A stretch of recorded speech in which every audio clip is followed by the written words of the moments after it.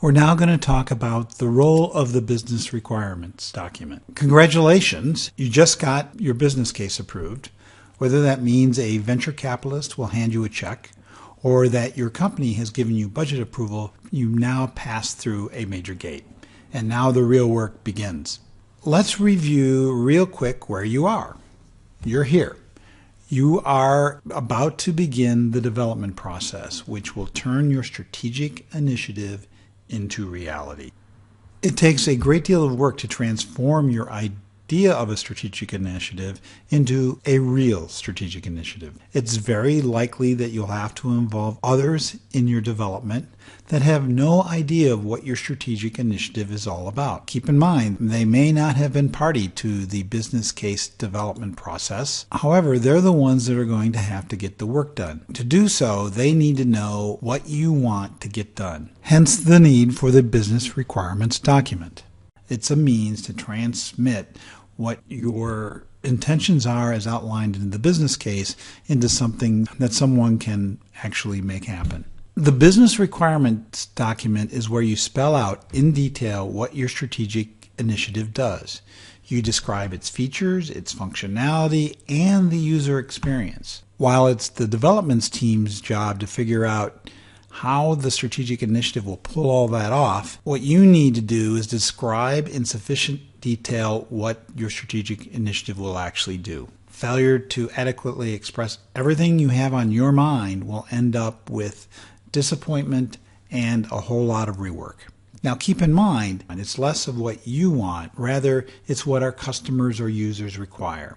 A common refrain that you must keep at the top of your mind is that we are not the user. In a later lecture, we'll go into how we can think about our customers or user requirements that feed into the business requirements document. So just as the business requirements document specifies what tasks or functions the strategic initiative performs from a customer or user perspective to meet the customer objective, the technical requirements specify how the development team will design, develop, configure, and implement the technology in order to satisfy those business requirements. Now, requirements come in two flavors. Functional requirements are what the strategic initiative does. Let's say you want an app that will bounce cows across your screen. Let's call it Happy Cows. This is something that your strategic initiative does. Someone has to figure out how to make that happen and to provide that function in a way that meets the customer's expectations. And I hope my application here of bouncing cows will make me millions of dollars in the Android and Apple marketplace. Non-functional requirements are how the strategic initiative performs. Application speed, system reliability, and performance are examples of non-functional requirements. But so too are customer service functions like order fulfillment, help desk hours, and billing requirements. The sum total of all these non-functional requirements ultimately result in the quality of service, otherwise known as QoS. Quality of service is the measure of the combined non-functional requirements performance as seen by the customer or the user.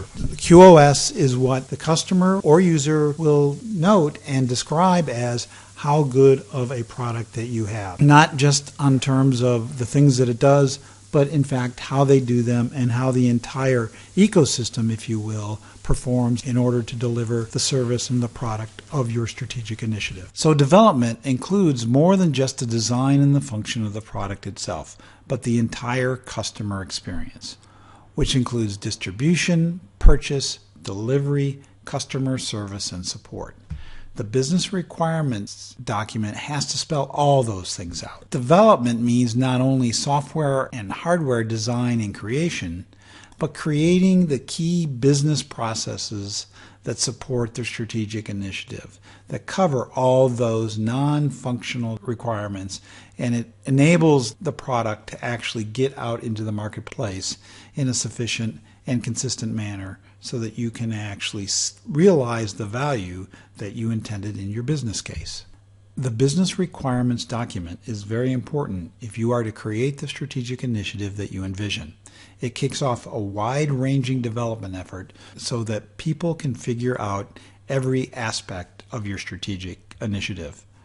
So that is, in fact, the role of the business requirements document, and we'll go into much more greater detail of how to put one together and all the various components that feed into the business requirement document in subsequent lectures.